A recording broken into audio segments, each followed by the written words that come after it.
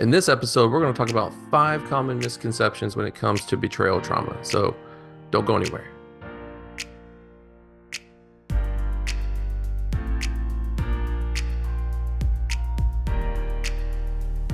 Welcome to Recovery TV. In this segment, I'm going to talk to you about 5 common misconceptions when it comes to betrayal trauma. But before we begin, don't forget to subscribe to our channel and ring that bell so you can be notified when more helpful videos like this are posted. So let's get into it. If you haven't heard the word betrayal trauma, it's a word that's been circulating among mental health professionals probably for a good decade at this point. And it's a word that we use to describe the trauma, the real trauma that goes along with being betrayed. And so most people often think of it in terms of sexual betrayal. So a couple that's experiencing infidelity or sex addiction in their committed couple relationship. On our channel, we've done a lot of videos on betrayal trauma, and we plan to do a lot more. So I'll put a link right here in the cards that will take you to more videos that we've done on this channel that'll help you understand more about what betrayal trauma is and many of the different facets that are involved. You can also check out the description of this video below. I usually try to put a lot of different resources in there, so any links that I'm putting in the cards, I'll also usually put in the description, so make sure you check those out. There are a lot of good and quality resources out there. So for the purposes of this video, I'm going to talk to you about these 5 common misconceptions that people might have about betrayal trauma. The first common misconception is that betrayal trauma only happens in committed couple relationships. But betrayal trauma can happen in any meaningful relationship. It just means that the intimacy and connection and that bond of trust that we have in that relationship has been damaged to such a degree that a certain process of healing is going to be necessary if that relationship is going to survive. In fact, in the writings of the late Sue Johnson, she would often refer to this as an attachment injury, which basically is an incident where someone has felt betrayed or abandoned in a critical time of need. And that can happen in any relationship. And when that happens, repair work is necessary, not only for forgiveness and for your own healing, but also for reconciliation. The second common misconception is that betrayal of that magnitude only happens in unhappy or troubled relationships. This also is not true.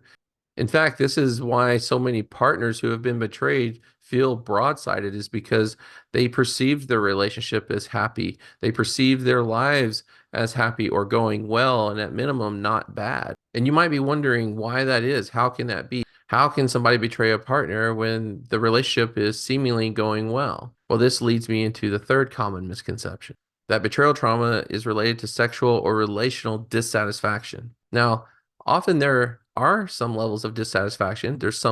Sometimes there's some level of sexual dissatisfaction, but infidelity, affairs, sex addiction, these are all maladaptive coping mechanisms. So it's not about sex or the lack thereof. It's about ineffectively being able to cope with different emotions that come our way.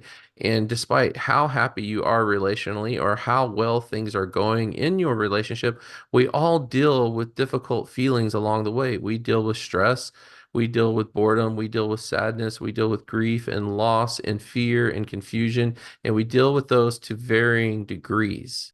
And if I haven't learned how to effectively cope and manage those feelings, I might choose a maladaptive form of coping in effort to do that. But it's usually compulsive, which can put relationships at risk. This idea that infidelity and other forms of betrayal trauma is some form of maladaptive coping is often difficult for people to wrap their minds around. And that is because when we think of betrayal trauma, we often think of some form of sexual or emotional infidelity, which is a relational violation. This form of maladaptive coping affects the relationship in such a strong and negative way that it's hard to understand how it's not about the relationship itself. But it's not. Most of the time, it's about the inability to effectively manage feelings. The fourth common misconception is really speaking to the person who was betrayed, and they often feel like they should have seen it coming. They should have picked up on the red flags. They should have picked up on those behaviors that indicated that this might happen. That's a very common feeling for people to have when they've been betrayed. But if you haven't heard anybody say it, let me be the first to say it, that you don't ever see it coming. because in relationships, our job is to put ourselves in a vulnerable situation. In fact, one thing I often say is vulnerability is the lifeblood of a healthy relationship. So in other words, I'm going to put myself in the presence of this person time and time again and not be looking over my shoulder, not be watching my six every 5 seconds or expecting something terrible or bad to happen. So the risk I'm taking is I'm putting myself in a position to be hurt by you and trusting that you won't do that.